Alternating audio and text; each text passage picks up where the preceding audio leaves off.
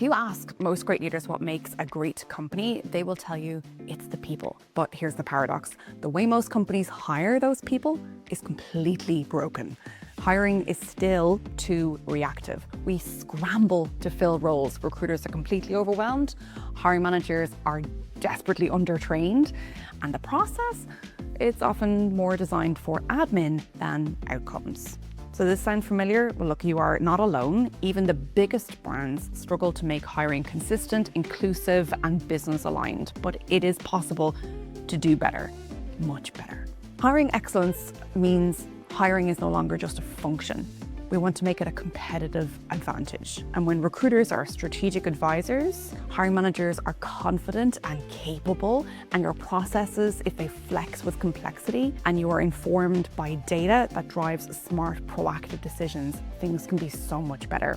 In the video after this one, I'm going to walk you through the hiring excellence maturity model that we've developed at SocialTalent. It is a proven framework to assess where you are today and how to get to where you want to be.